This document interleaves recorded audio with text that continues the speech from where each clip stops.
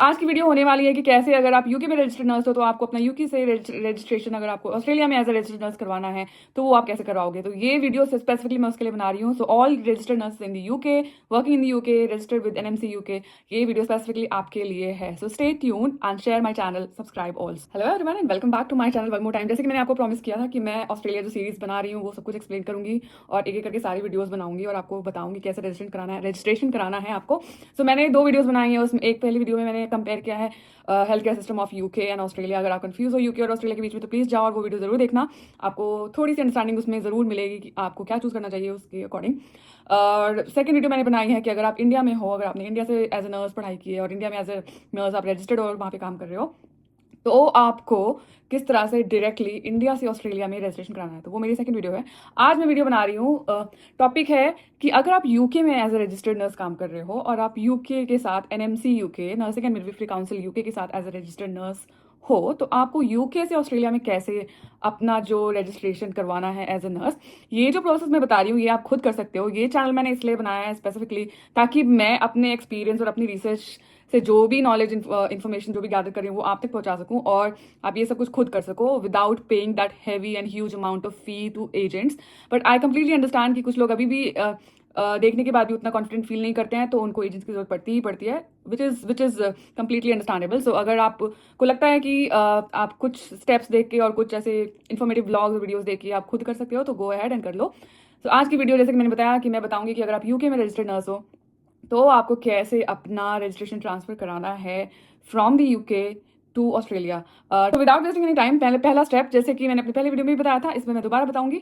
सबसे पहला स्टेप आपको क्या करना है, आपरा जो है, आपरा जो मैंने पहले वाले अपने वीडियो में बताया है, अगर आपको वो वीडियो नहीं देखी है तो प्लीज़ जाके देख लो और अगर आप नहीं देखना चाहते हो तो मैं दोबारा से एक्सप्लेन करती हूँ। आपरा क्या है?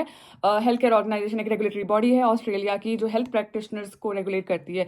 तो अगर आप अपना रजिस्ट्रेशन करना चाहते हो किसी भी कंट्री से ऑस्ट्रेलिया में तो आपको आपरा के साथ अकाउंट बनाना है। अकाउंट बनाने से पहले आपको सेल्फ चेक करना है। तो फर्स्ट स्टेप होगा, आप गूगल पे जाओ, टाइप करो आपरा रजिस्ट्रेशन ऑस्ट्रेलिया। आपरा क्या है और क्या है सेल्फ चेक में, वो जो मैं आपरा बोल रही हूँ उसका फुल फॉर्म क्या है वो मैं यहाँ डाल दूंगी।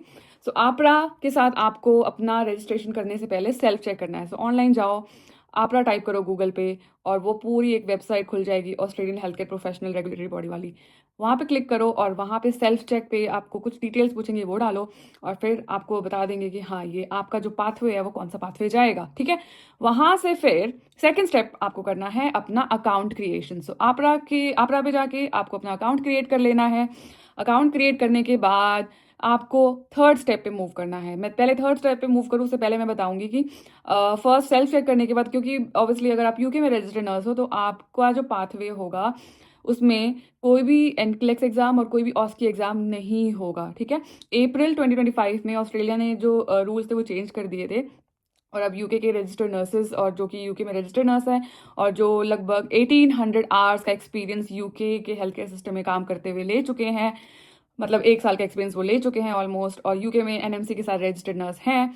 बेशक वो इंडिया से पढ़ाई की हो उन्होंने या फिर किसी और कंट्री से पढ़ाई की हो, बट अगर वो यूके में रजिस्टर्ड नर्स है, 1 साल से काम कर रहे हैं, 1800 आवर्स ऑफ एक्सपीरियंस उनको हो चुका है यूके में काम करते हुए, एनएमसी के साथ रजिस्टर्ड हैं, तो वो अपना ट्रांसफर जो सॉरी नॉट ट्रांसफर, तो अपना वो रजिस्ट्रेशन जो नर्स रजिस्ट्रेशन है वो करवा सकते हैं without any exam from the UK to Australia. तो अगर आप फर्स्ट स्टेप पे सेल्फ चेक करोगे तो आपको यही दिखाई देगा कि आप उसके लिए एलिजिबल हो।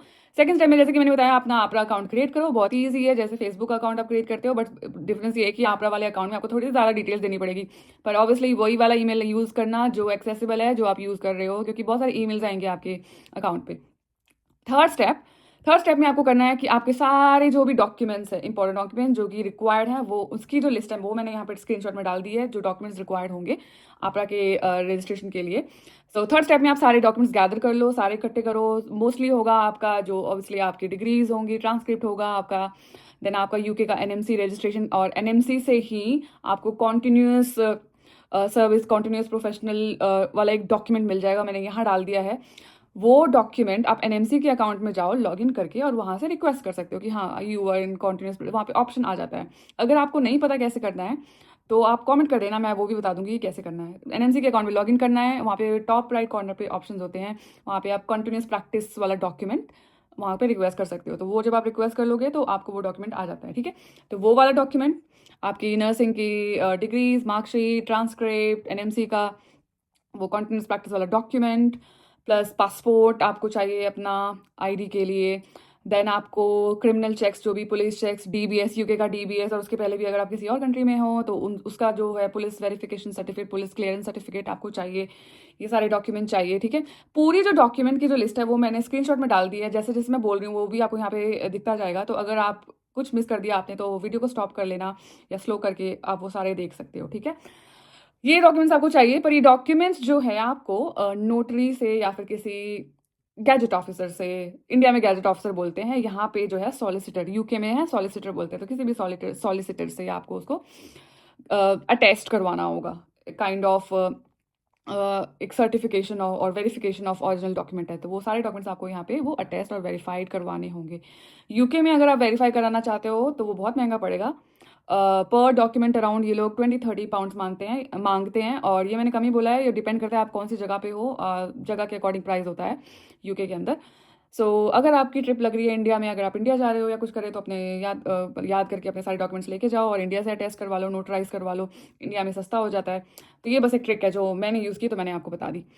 सो ये करना है आपको, अपने सारे जो भी डॉक्यूमेंट्स इकट्ठे कर लिए, उसके बाद सारी ट्रांसक्रिप्ट्स वगैरह इकट्ठी कर ली, एनएमसी का वो कर लिया, सारे डॉक्यूमेंट्स को अटेस्ट करना है। ये आपका थर्ड स्टेप है, ठीक है। अटेस्टेड डॉक्यूमेंट्स, वेरीफाइड डॉक्यूमेंट्स आपके पास है। पुलिस वेरिफिकेशन मत भूलना, डीबीएस मत भूलना, डीबीएस यूके का, पुलिस वेरिफिकेशन क्लियरेंस सर्टिफिकेट आपकी जो भी आप पहले कंट्री में लास्ट 10 ईयर्स की कंट्री का ये लोग मांगते हैं।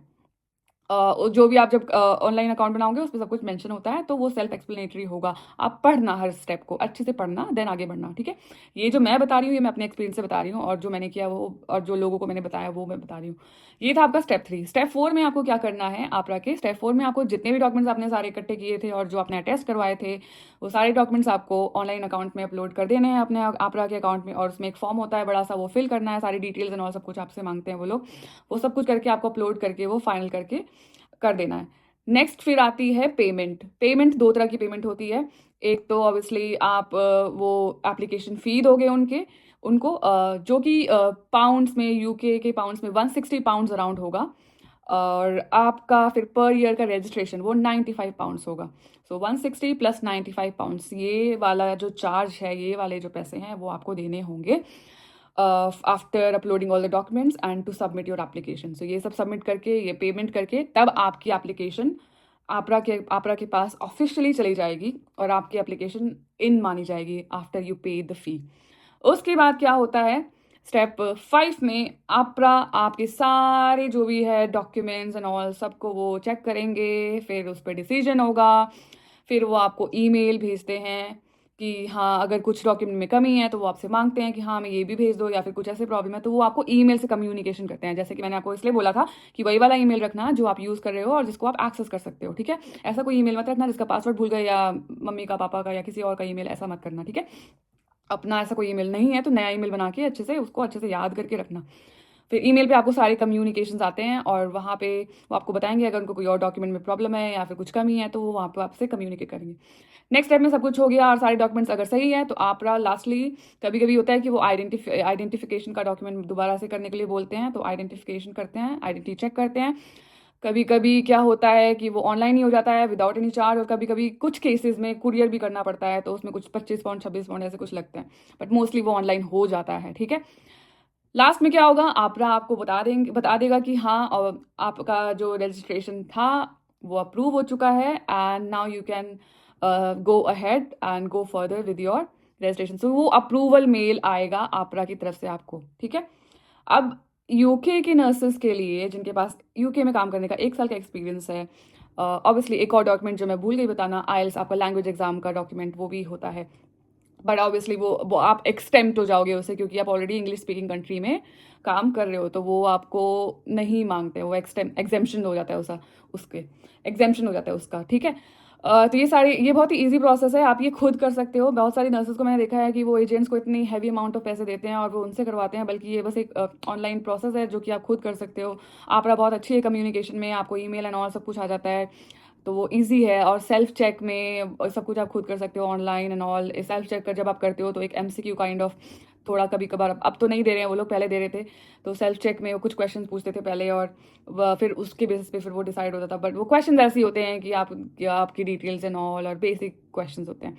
बट जैसे कि मैंने आपको पहले बताया, अगर आप यूके में एज ए नर्स काम कर रहे हो तो आपके लिए सब कुछ बहुत ईजी है। आपको कोई ऑस्की नहीं देना और कोई एनक्लेक्स नहीं देना, और आपका रजिस्ट्रेशन बस डॉक्यूमेंट्स एंड ऑल ये सारी फॉर्मेलिटीज़ के थ्रू हो जाएगा, और ये काम जो है वो आप खुद कर सकते हो, किसी एजेंट की जरूरत नहीं है। तो रजिस्ट्रेशन हो गया, उसके बाद फिर आप अपना प्रोसेस शुरू कर सकते हो। अगर आप ऑस्ट्रेलिया मूव होना चाहते हो तो एज ए नर्स आप ऑस्ट्रेलिया जा सकते हो।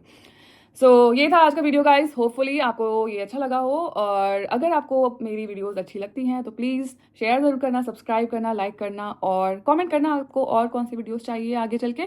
Bye for now, and I will see you again in my next blog. Bye bye.